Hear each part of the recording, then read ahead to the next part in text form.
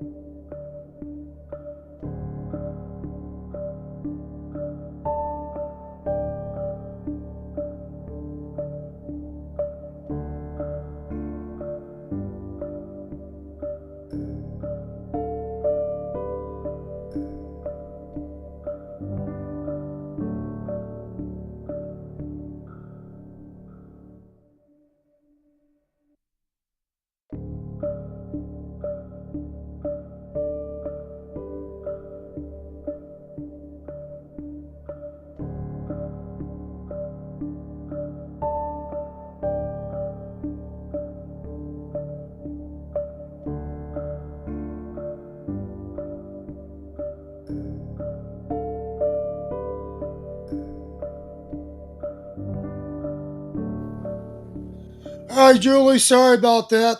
We had a network difficulty. Well, we had a network difficulty. They were working with me on it. Oh, We no. got it taken care of. Had a Good. glitch in the system. But anyways, back to the Epstein stuff. We've got a Yes. lot of new evidence coming out. And it looks like they've got good old Barack Hussein Obama with some stuff as well.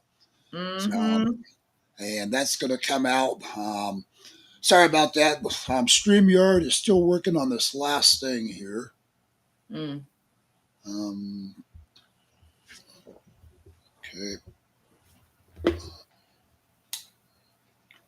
Well, I'm Oh, kind of okay.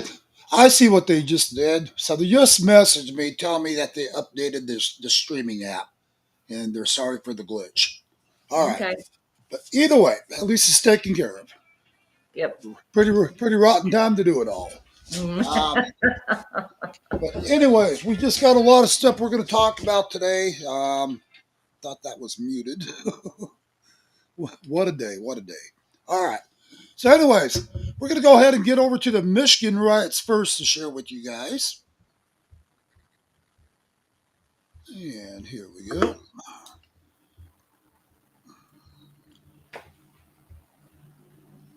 Guys, and just so you know, Jonathan and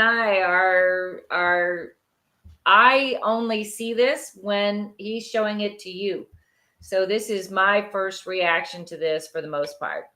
All We right. don't discuss what we're going to talk about. We just go with what's in front of us. So there you go. Michigan.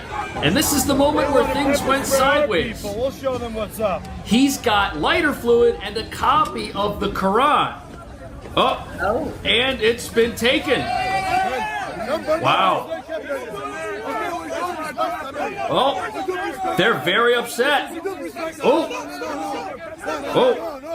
someone's throwing something.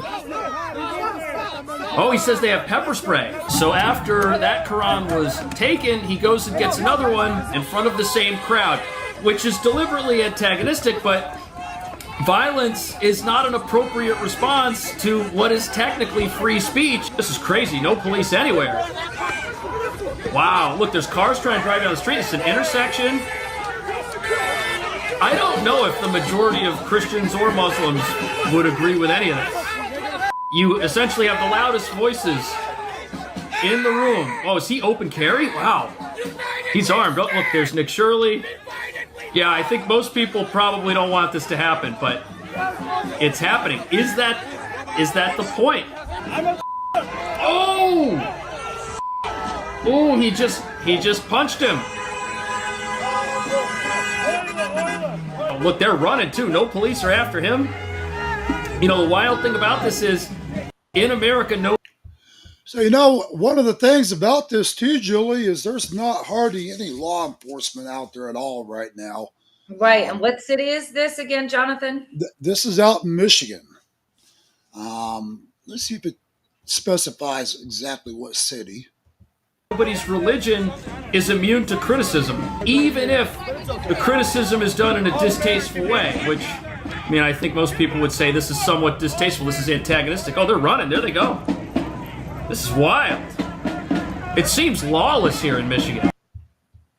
Just So say he's Michigan. not really specifying where in Michigan. Yeah. But this just seems to be an ongoing issue that they're having out in Michigan.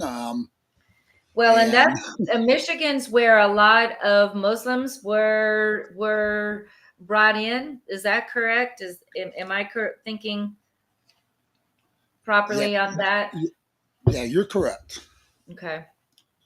And so this just seems to be an ongoing issue that we're having out there. We've got, again, there's a lot of uprise about the mayor of New York bringing, you know, he has got so much stuff he's going to have to deal with Trump because he's meeting with Trump, I believe.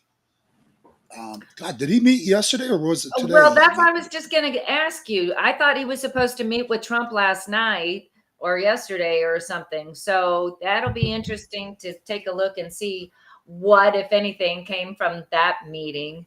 Like to be a fly on the wall. I'd love to be a fly on the wall in that room.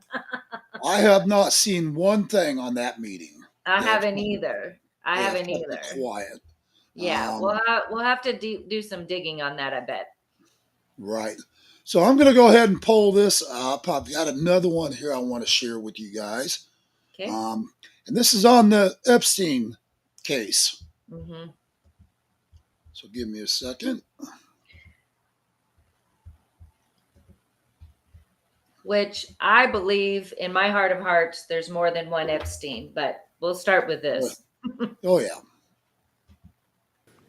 I've taken to the floor today to respond to Minority Leader Hakeem Jeffries, calling me a, quote, stone-cold liar during a press conference defending the recent discovery of Democrats' communication with convicted sex offender Jeffrey Epstein.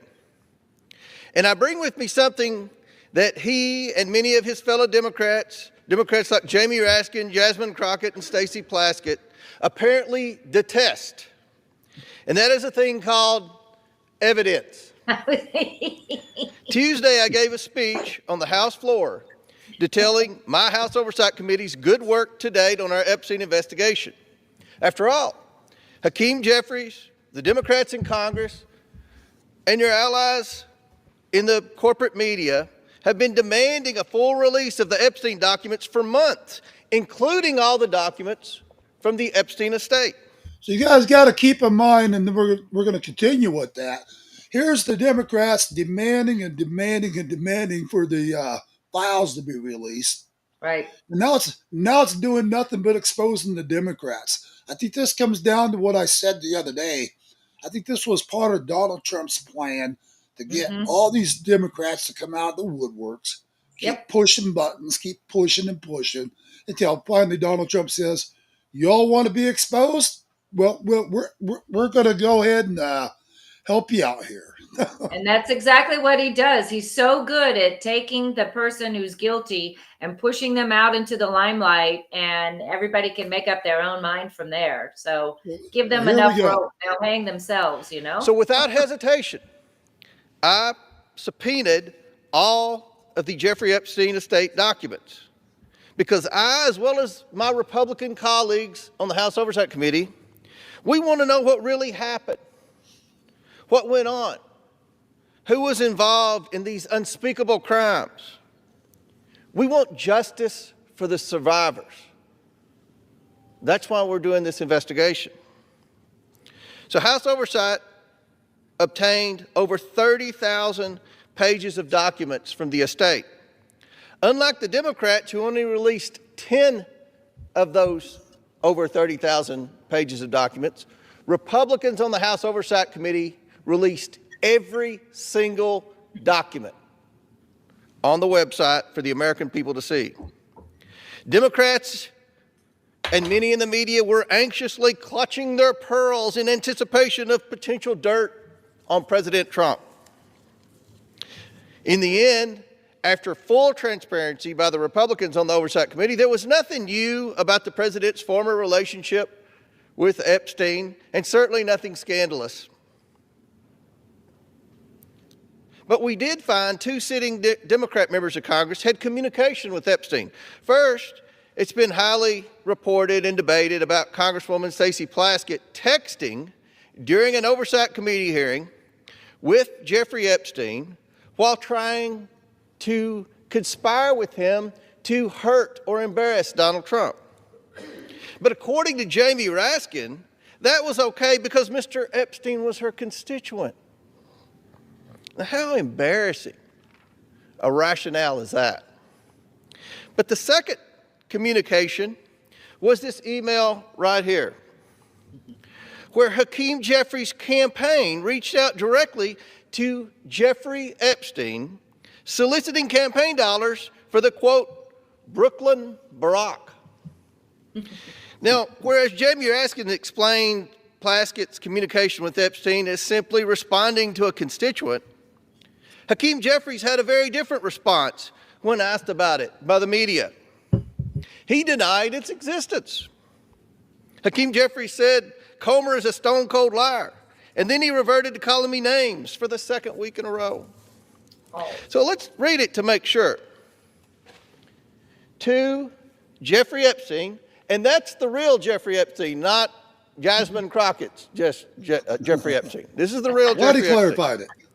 From Hakeem Jeffries' campaign. Dear Jeffrey, we are thrilled that we are working with Congressman Hakeem Jeffries, one of the rising stars of the New York delegation, sometimes referred to as Brooklyn's Barack. Hakeem is committed to electing a Democrat majority in 2014 and is encouraging his friends to participate in a DCCC fundraising dinner with President Obama and Hakeem Jeffries. It ends with a number for Jeffrey Epstein to call, to go to the dinner, and, quote, get an opportunity to get to know Hakeem better. Here's the evidence. The email speaks for itself. The only stone cold liar in this debate is Hakeem Jeffries. So, Mr. Minority Leader, take a deep breath, chill out, stop lying, stop with the juvenile name calling. And you know, Julie, they really laid into him for talking like that about Jeffries. And you know what? He's right. I mean, Jeffries was flat out called him a liar, everything in the book. So he's just defending himself and said, well, really? You want to say I'm such a liar? Well, here's the evidence, folks. Here's the evidence. Yep. And own up to the fact that your campaign solicited campaign cash from Jeffrey Epstein. With that, Mr. Speaker, I yield back. I'm sure The chair recognizes the gentleman from California, Mr. Ruiz, for 5 minutes. Wow. Anyway, just all kinds of stuff keeps coming out over and over. And I think at the end of the day, this is going to backfire on the Democrats heavily. It already is. Absolutely. You say boomerang. Boomerang. So what I honestly see, now here's some other reports coming in about Barack Hussein Obama. What's coming out with that? I would like to, I've got to do a little more research on this, but this is pretty ironic. I think this is the one.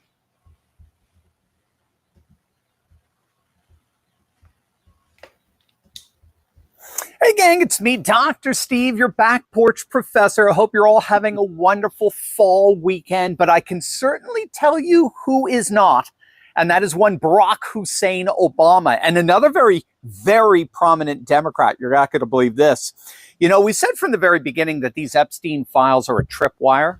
This is a Trump sting, right? The Democrats are walking right into a trap here set for them by President Trump. This is pretty astonishing stuff. And if he pulls this off, and it looks increasingly as if he will, this will be the single greatest political 4D chess move ever. So we've got so much going on here. The Trump administration is dropping portion after portion of the Epstein files like literal nukes over the Democrat Party. And the latest batch to come out are emails that show that Barack Obama's inner circle had direct communications with Epstein. And Obama himself appears to have been referred to as the boss in correspondence between Epstein and a top White House lawyer, right? So we've got another big guy connection here, right? This is very similar to what we saw with Biden and the emails, where he's getting kickbacks from the corrupt Ukrainian energy company Burisma, right? Where we learned that among all the Biden family members that were getting all their percentage of kickbacks, 10%, if I recall, is 10%, was set for the big guy, right? The term big guy was found to be used several times all throughout Hunter Biden's emails on his now infamous laptop from hell, which of course 51 so-called intelligence experts told us was nothing more than Russian disinformation, which ironically turned out to itself to be the epitome of disinformation. And every single time big guy is used throughout those emails, it clearly referred to Joe Biden. Well, we've got something very similar here with the Epstein emails with regard to Obama. And it all goes through Obama's White House counsel and one of his closest personal friends, Kathleen Rumler. She's with Goldman Sachs right now, if you didn't know that. Shows you this revolving door between big government and big business that consolidates unprecedented power and wealth in the hands of very, very few. But here's what the newly released emails show. So in 2014, so this is after Epstein had already pleaded guilty to soliciting prostitution from a minor back in 2008. Catherine Rumler, one of Obama's best friends and part of his inner circle, was exchanging emails with Epstein. And these weren't casual messages. Epstein was asking her to speak to, quote, the boss about something serious. So who's the boss in this situation? Well, there's only one. And it's Obama, the president of the United States. That's the only person she was working for. Now, the email chain is rather stunning. Epstein tells Rumler in this email that you need to talk to the boss. And then she responds, agreed, but I need to be prepared to say yes before I talk to him. Now, they're discussing what the emails call high risk, low risk, professional, emotional, and financial implications. Now, what that exactly is, we have no idea at this point. The emails simply don't say. But you can bet the legacy media ain't going to be asking, because it doesn't help them in their attempt to fabricate an anti-Trump narrative with Epstein. Now, this was not an isolated incident. These emails continued through 25 and 2016. So for a full 2 years, Obama's inner circle was apparently maintaining contact with this convicted sex offender. And when asked about it, Rumler gave the classic, non-denial denial, right? She basically said, well, I regret my past associations with Jeffrey, blah, blah. And Goldman Sachs is standing by her. They're saying it's a non-issue for them in terms of them employing her. But there's so much more. Larry Summers, Obama's Treasury Secretary, he was also having regular conversations with Epstein. And I mean regular. And I kid you not, the email shows Summers asking Epstein for dating advice. That's in the emails. High-level Democrats in Obama's inner circle were asking Epstein, one of the single worst child sex offenders in our nation's history, for. So now, why would the Democrats be asking for dating advice to a pedophile? Because they're sick MFers. That's why. Yep. We haven't even gotten to the Clintons yet. Just all this stuff keeps coming out and coming out. Supposedly the Clintons are ignoring subpoenas coming into them. They're talking like, well, they can do prison time for ignoring this. Well, to this day, we've never seen the Clintons do a day one behind bars.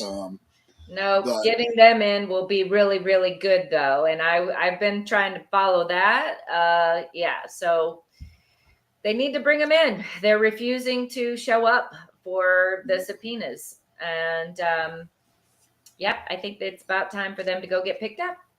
But, this goes on and on, so we can end that by just bringing that out to the people.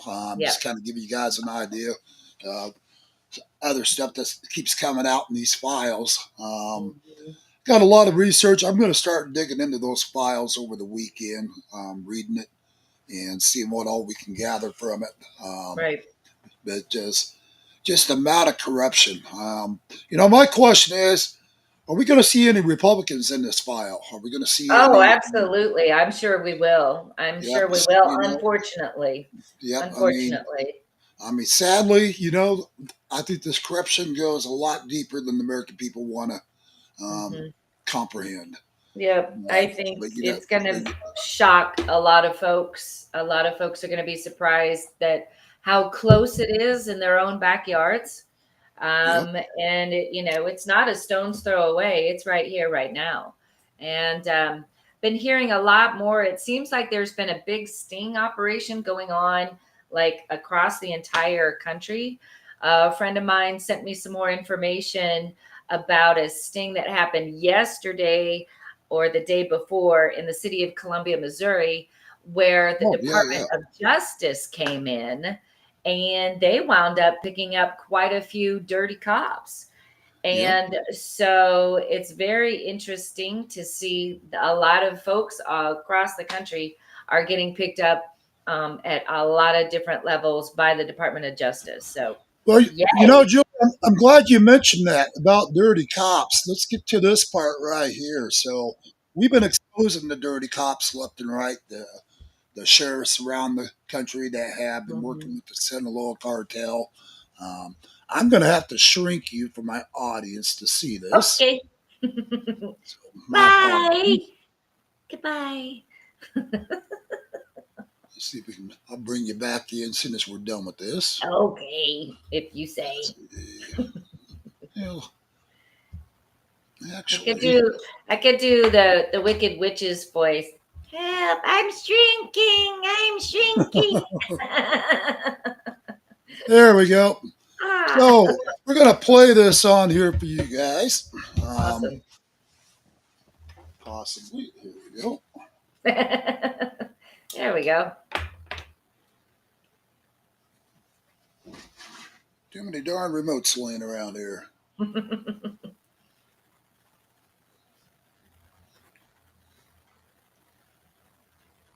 think that's And the one I wanted.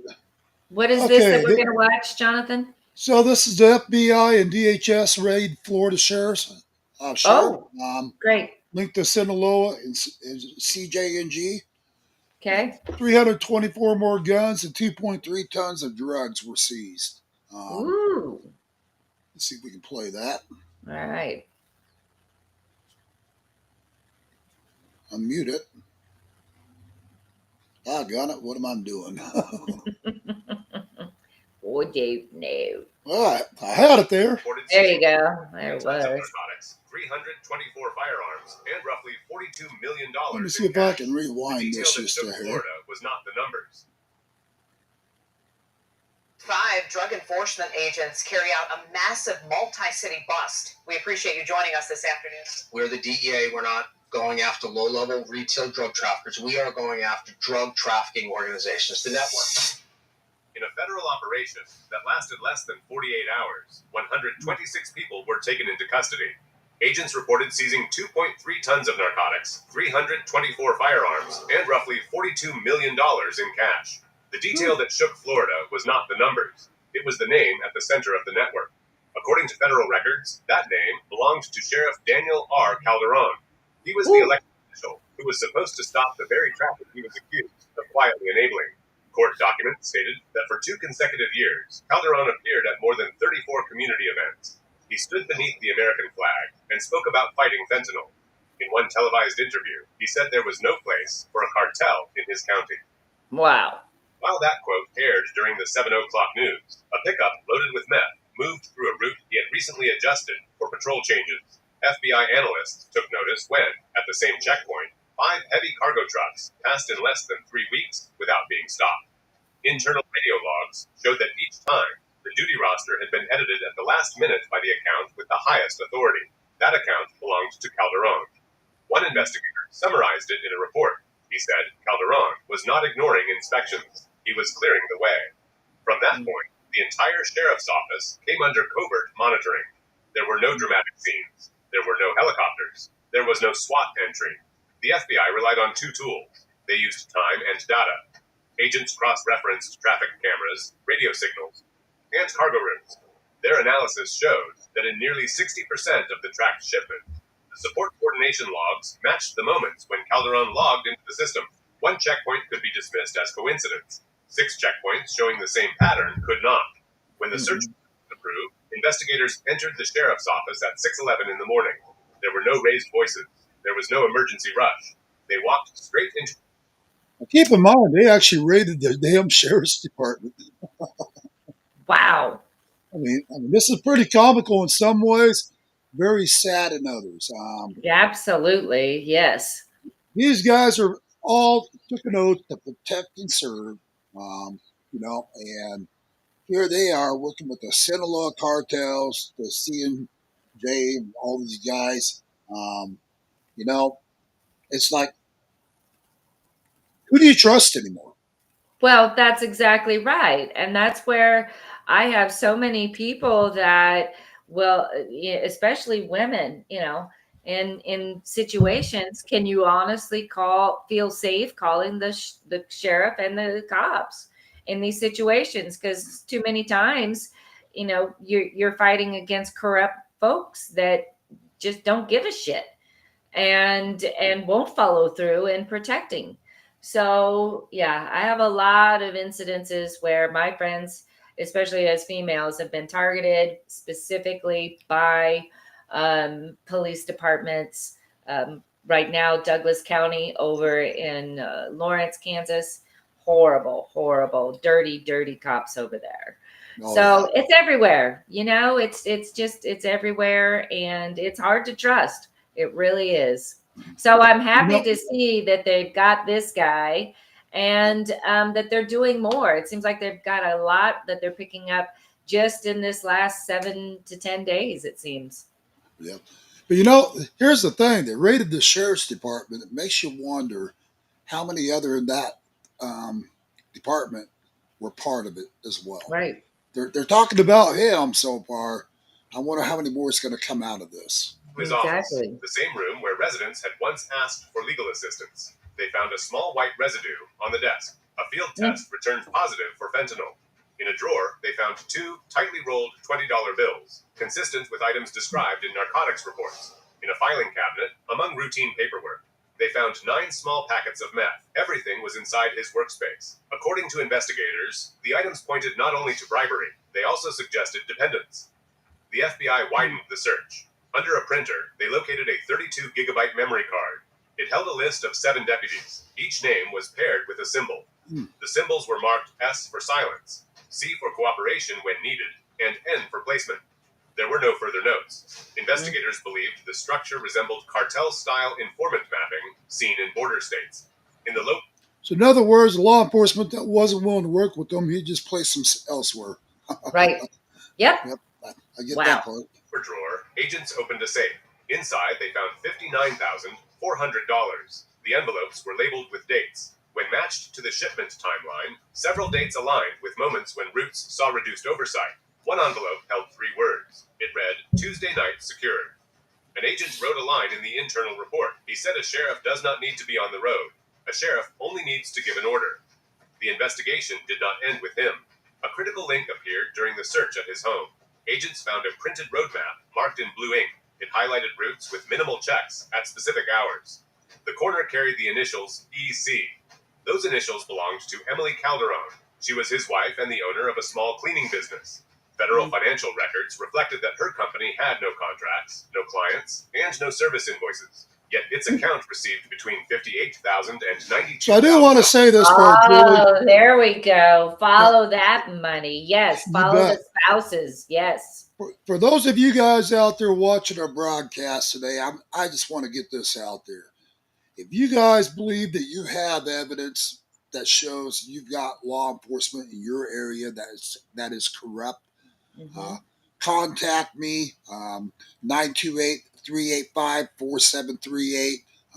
I'd love to get the information you have. We investigate all this. We don't just broadcast it. We look into it. And we can help expose a dirty cop. We're going to do it. These guys, like I said, they all took an oath to protect and serve, and defend. Not to be working with these cartels, not to be sitting there involved in money laundering, large amounts of drugs. These guys, as far as I'm concerned, need to be locked away for life for what they've done. Yep. And, and I've got a whole new list of more of this crap that we'll be exposing them as well. It just goes to show you, Julie, and I love our law enforcement. Don't get me wrong. I'm good friends with, Mark Lamb, other law enforcement guys out there. But these dirty SOBs need to be exposed. They need to be shut down. And can you imagine? These are the same sheriffs that go out and have kicked in doors, taking people's drugs and their money and everything in the book. But at the same time, they're the ones doing the shit. Oh, yeah. Well, and I find it curious that so here they're talking about his spouse who has a side cleaning business with no customers, no sales invoices. Oh, yeah. And yet, boom, boom, boom. So that's one of the things that in my research I have found when it comes to if you think that somebody's dirty, one of the first places you start investigating is their spouse, because oftentimes they use their spouse as their umbrella to hide those monies. And it'll lead you right back to the dirty. So well, we'll play a little more of this here. Okay. Each month for more than a year. Several transfers came from unidentified accounts. Investigators said the pattern resembled the service company model used for laundering in Arizona and New Mexico. Emily was taken into custody at 6:27 in the morning, 7 minutes after the door was opened. When asked whether she understood what was happening, she said she had known the day would come. She offered no further explanation. According to the preliminary indictment, Calderon received between $610,000 and $720,000 over nearly 2 years. In exchange, he provided temporary support coordination for at least 14 major shipments and ensured quiet routes on multiple occasions. The restored messages contained 2 types of content. They showed timing and assurances. One sample message in the file read as follows. It said, "Need 40 mins clear. Same route." Soon after that message, a pickup hauling nearly 90 pounds of meth moved through the southern checkpoint. The truck was recorded by an automated camera. The developing data suggested that Calderon was not being paid one incident at a time.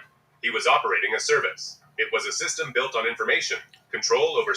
And since they just said that, I want to say this to you.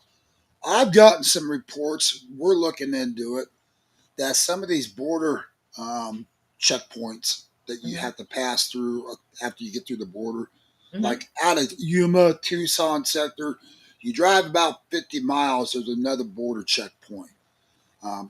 A lot of times, those checkpoints are unmanned. And then all of a sudden, right out of the blue, they've got them manned. And I've got reports coming in that there's a lot of these times when they're unmanned is when the cartel paid them off. That way, nobody would check the semi or whatever's going through at the time that was loaded with drugs. I've got a lot of research we're doing on this, and I'm just going to leave it at that. Yep. I don't want to give away too much. Yeah. But this is why I'm being told. And any of you guys out there going through Arizona or other states, I'd like to hear from you if you've been through these checkpoints where they just had them totally unmanned on certain days or certain hours. Because that just really brings up a lot of questions, even with this right here, what they're saying. Because that would add up and make sense to me why they are unmanned. Right. Especially with the amount of cartel that's trafficking drugs and human trafficking right now. Somebody, well, I don't want to say it yet until I have all the evidence. But anyways. Schedules and authority to adjust deployments. When he issued a command, an entire route could become invisible for 15 to 20 minutes. Investigators stopped seeing it as a single corrupt sheriff. They viewed it as an entry point into public authority. They believed the cartel had used that entry to move narcotics worth millions of dollars across Florida for months. What troubled them most was not the narcotics. It was not the weapons. It was not the cash. It was a sentence in the field report. It said there were no signs of coercion. It said the cooperation appeared voluntary. If a sheriff could use his authority to clear a path for a cartel, the question became unavoidable. How many others, in how many counties, were doing the same without being detected? The next chapter answers that question. Investigators realized that the accounts, the maps, and the shift orders led to something far beyond what Florida believed it understood. Right after data from Calderon's phone and computer was extracted, one irregular pattern appeared at once. Analysts saw empty corridors across 14 months of monitoring. These were stretches of highway where patrol units seemed to vanish. That's kind of what I just said. Yeah. Almost exactly there you go. what you said. So I haven't had a chance to watch this. This is okay. Wow. Right there. I mean, that kind of tells you what I'm saying. We're kind of observing in different regions. I've already probably said too much. But what we've been observing is there's been times where these checkpoints are unmanned, not a single border patrol anywhere around. And then there's other times you can drive the same highway out of Tucson, Yuma, and you'll see 20 border patrol agents in a matter of minutes driving by in vehicles. Wow. And the checkpoint, you do not go past that checkpoint unless they do check you. Right. And it's like every time I go through there, these boys know me by heart. Sure. Now they do. He's the news media guy. Right. Well, they've actually asked me, you get a good story this time? And it's like, well, who knows? You might be a part of the story. Yeah. But we'll leave it at that. But anyways, this just seems to be the crisis that we have here in America. What people don't realize is the human trafficking, the drug trafficking. Well, I know a lot of people realize it.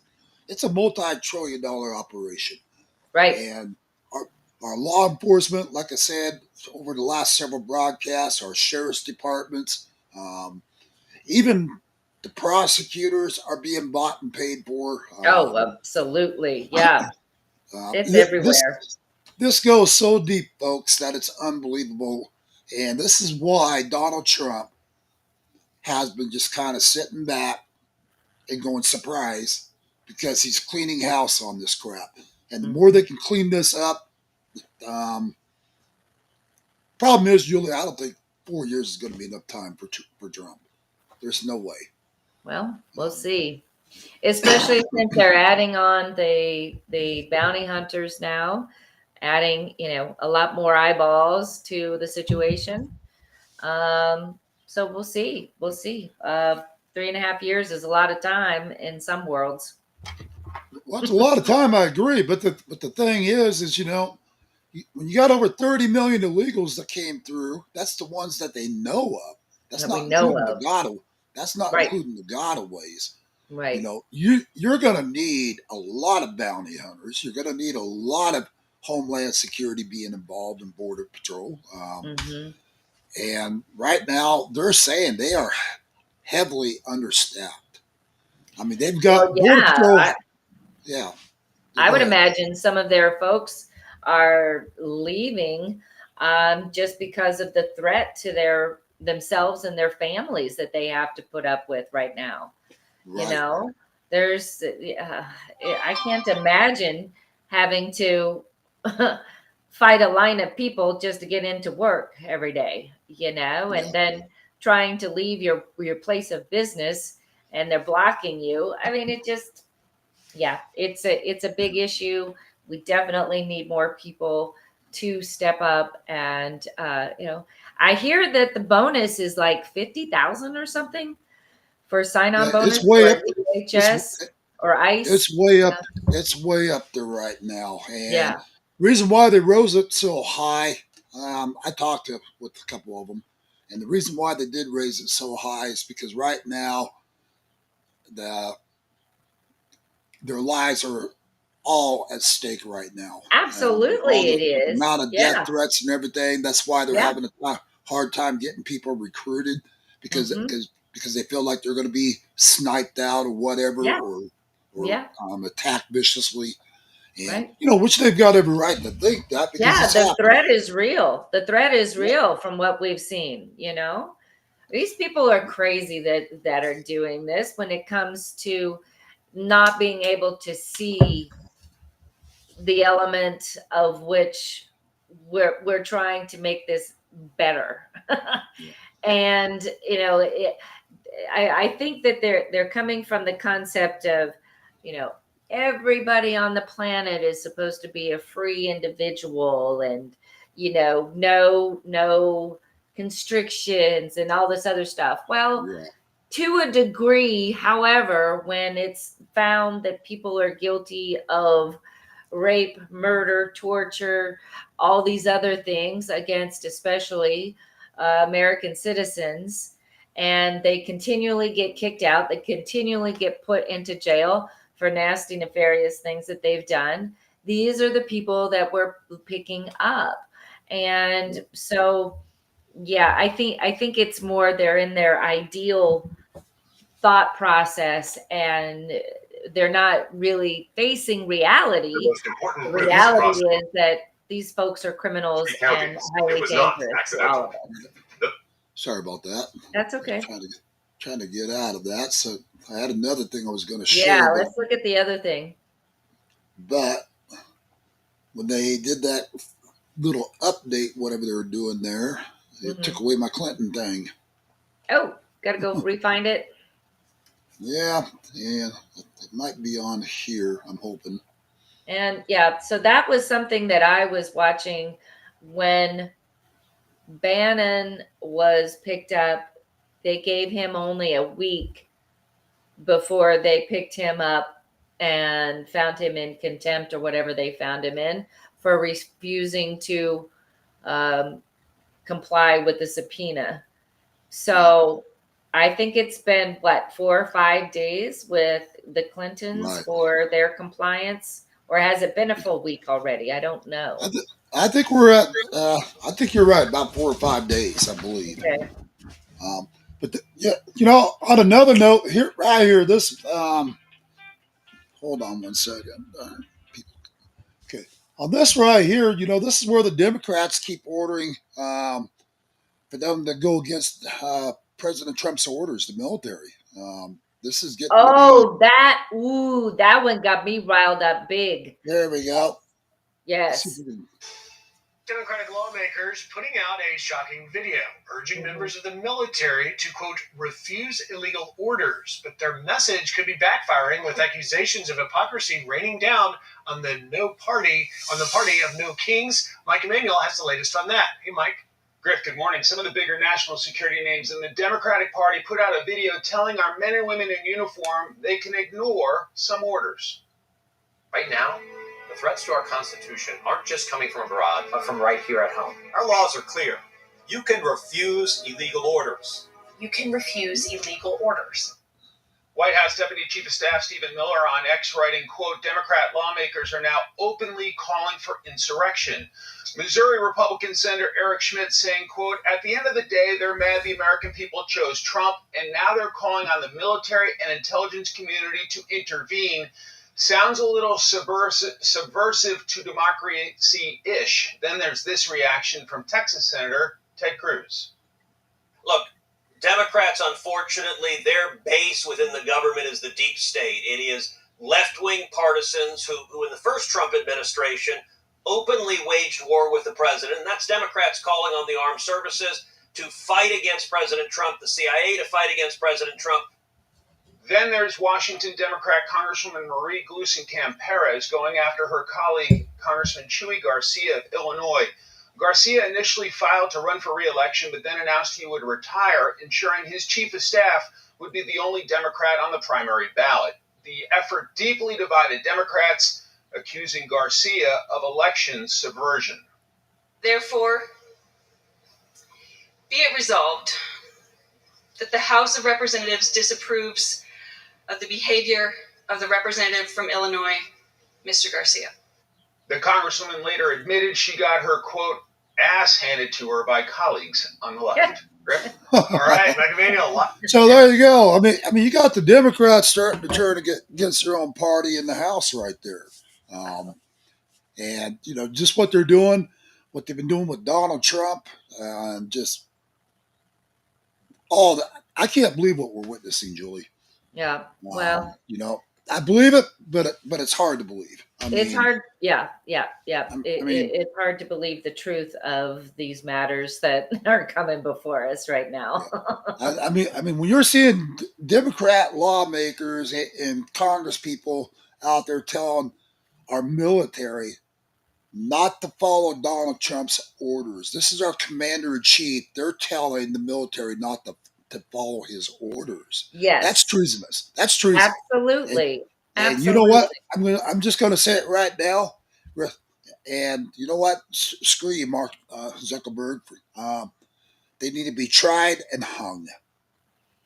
Well, that's just when we say that, what people don't comprehend, they think it's that we're going after them illegally. No, the product by which that treason produces is death. That's the penalty when you're a traitor and when you're seditiously treasonous. So you look into the military code of conduct. I mean, thank you. There you go. UCMJ. I am going to say it till the day is long. UCMJ, Uniform Code of Military Justice, is being installed when you're talking about military people, and it's a different law. So people need to get educated in it. And again, this is not retribution. This is about accountability for what's already on the books, for what the final outcome is for when people are treasonous or found to be a traitor. And that's exactly what they're doing. And what I found interesting So they were asking the people that created this video, what specifically are you stating that is illegal or legally that you should be not following orders on? And not one of them could come up with a solid example of what they think these people need to go against when it comes to orders. They cannot give a solid example. Why? Because there isn't one. There's no example to be given that is currently a legal order that you should not be following. Hello. So yeah, I'm on my soapbox on this one. This is What they're trying to totally do is unacceptable. what they're trying to do is they're trying to weaken our military from within. They're Absolutely. trying to keep them from following orders that the president is ordering. Right now, this is all about God, family, and country for the president, keeping our country safe.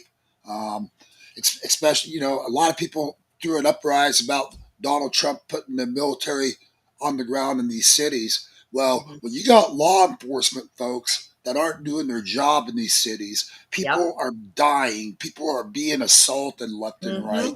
As law enforcement sitting there with their finger up, you know what, and not doing diddly squat about it. Donald Trump said, I am not going to allow the American people to be assaulted, to be murdered like this in our streets. And this is why he did deploy the military. And these effing judges that overrode him and said, get the military out of these cities. Those judges should also be tried as well for crimes for not protecting the people as well. Right. And did you hear, though, that it was yesterday or the day before the Supreme Court came down and said exactly that you judges have no voice. You have no voice to say anything to how the executive branch is to be run. And thank God. Thank God. Yeah, you have that article? I'm still finding it. But yeah, that came out in the last couple of days. Good. So I'll have to we'll get that up and running for sure by Monday. Yeah, but they've been told no, you don't get to tell the executive branch how it's to be run. So like I said, these damn judges keep trying to play like they're the president, like they're the ones in control. They're the ones making orders and telling them what he can and can't do, and it doesn't fly that way. Nope. Again, we got a lot of corrupt judges, a lot of corrupt law enforcement right now that Trump is having to contend with and eliminate. And that's why he does have Kash Patel, the FBI, going after all of them. One thing that really bothered me that Kash Patel did, and I'm just going to say it, and don't get me wrong, he's doing a good job. But I'm going to bring this up here today in this broadcast. Anybody know what this book is? What is it? Only by Blood and Suffering. Okay. So this is Lavoy Finicum's novel right here. If you know anything about Lavoy Finicum, Finicum Ranch. Nope, I don't know anything about that. So he was the rancher that was gunned down in cold blood murder. And this right here, his wife, Jeanette, actually sent me. She actually signed my book for me. Oh, Jeanette nice. Finicum. And I dropped something out of it. But anyways, one of the things that bothered me is Kash Patel this year turned around and was applauding the FBI, giving them awards and medals for above and beyond recognition for duties that they've done. The same FBI guys and people that he was doing this are the ones that killed Lavoy Finicum. Wow. Cold blood murder. I'm just going to say it. It was cold blood murder. You have to look at the facts, folks. What they did was cold blood murder. I want you guys to check out Jeanette Finicum's books and stuff and Enovo. It says a novel, Lavoy Finicum, Only by Blood and Suffering. You guys, if you don't have the book, get it, read it.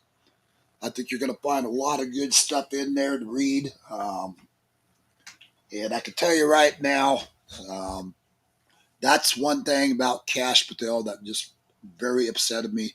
I know Lavoy's wife was going to go to Washington, D.C. to confront Cash Patel on this. I don't know if she ever made it yet. I've got to I'm going to reach out to her again. Okay. I want to find out what and see if maybe she'll come on the show. But I'd like to get to the bottom of it, of why Cash Patel did that, or if this matter ever did get addressed. Again, if you guys don't know the story about the Lavoy Finicum, research it. You'll see that this is a rancher that was only protecting ranches. And he was actually on his way to go meet with the sheriff up in Oregon. He had a meeting arranged to go meet with them. And the FBI, Oregon State Police all had it planned out to where they knew a certain part of the highway in between where he's going to meet the sheriff at and where he was at was going to have a big dead zone in between. So they made sure that he could not call out to the sheriff or anybody else. And they, I'll say it, they ambushed him. He had a bunch of people in the vehicle with him that was going to meet with the sheriff that day. And right out, Lavoy was out there in the snow walking. They shot him, just flat out shot him. He grabbed like this when he got shot, and they said he was grabbing for a gun. You know what? When somebody shoots you, your instant reaction is, yeah. Well, yeah. Shot. Yeah. They left his body in the snow for over 24 hours. Oh my God. Just laying there. His family, what they have had to endure through this over all these years, and seeking justice, reaching out to different FBI agencies and people, trying to get them to hold people accountable for this. And nobody was held accountable. That's horrible. To this day, Lavoy's murderers, I'm going to call them, are walking free. That's horrible. But you get a chance, you ought to look it up too. Okay, yeah. Check it out. Roy Finicum. Sad. Unfortunately, we see a lot of it. A lot of corruption. Everywhere. Yep, it's everywhere. It's everywhere. Yep, unfortunately. And again, I do love our law enforcement. A lot of them are very good people that do a great job out there. But then you had the corrupt ones. Those are the ones that I will expose all day long. And they make it bad for everybody else, So, yeah. That's why I'm exposing the ones for Lavoy Finicum that murdered him. And I'll call it what I believe it was. 100% murder. That's horrible. Especially when he had arrangements to go meet with the sheriff. He was going to go meet with them. Everything was, and the FBI and these guys knew he was going to meet with the sheriff.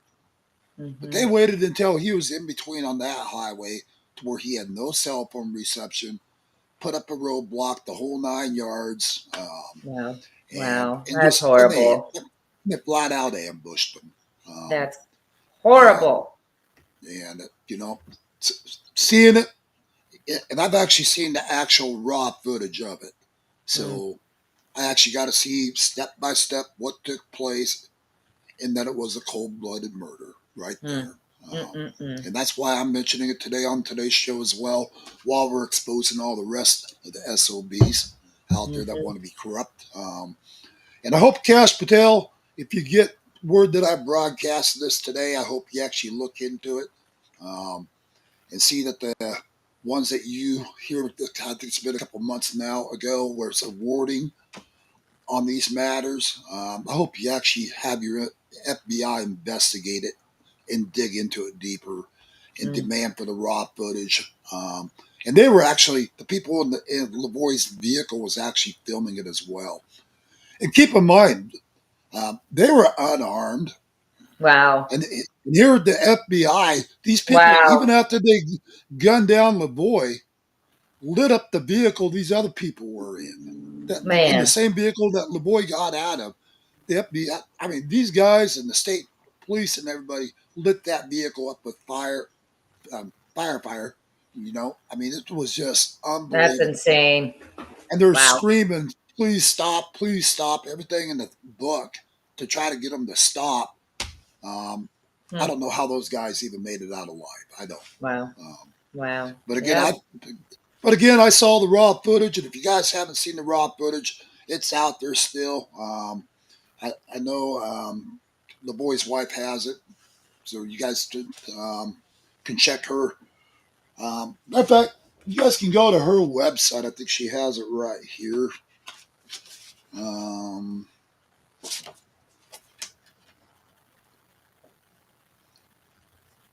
I know this one here is only by blood and suffering, regaining lost freedom. Let me see. Liberty Rising, Justice for LaVoy. So here you go, right here.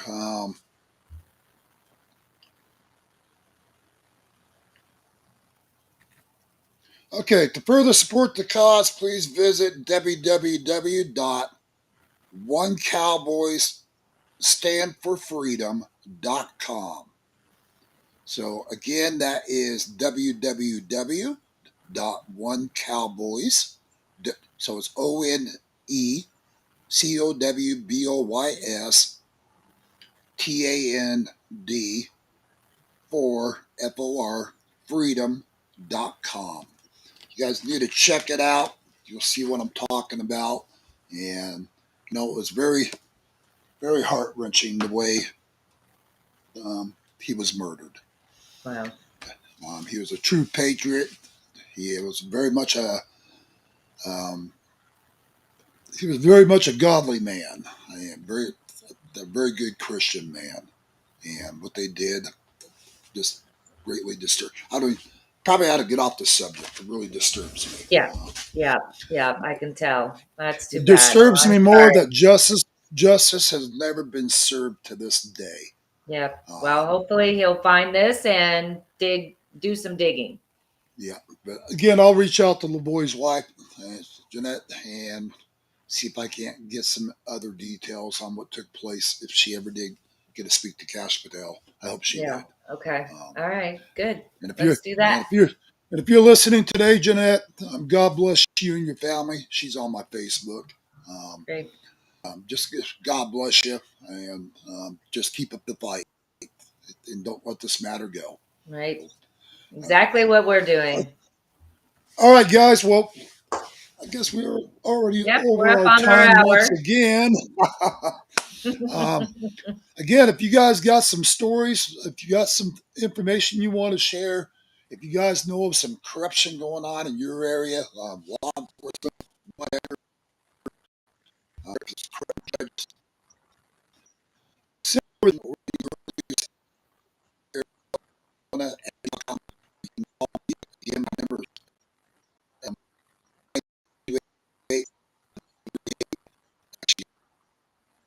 right today.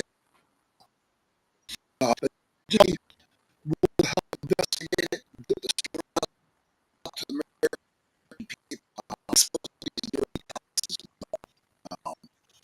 And this is all about God, keep our country safe, and these SOBs need to be taken down.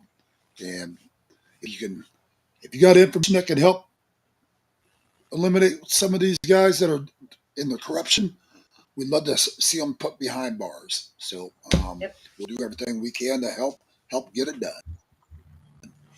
All right. Anything you want to add today? No, I think we're good for the week, and looking forward to seeing everybody on Monday. All right. Well, God bless all you patriots out there. Appreciate you guys joining into our broadcast today. Absolutely. And other than that, I think we're going to go ahead and end this broadcast.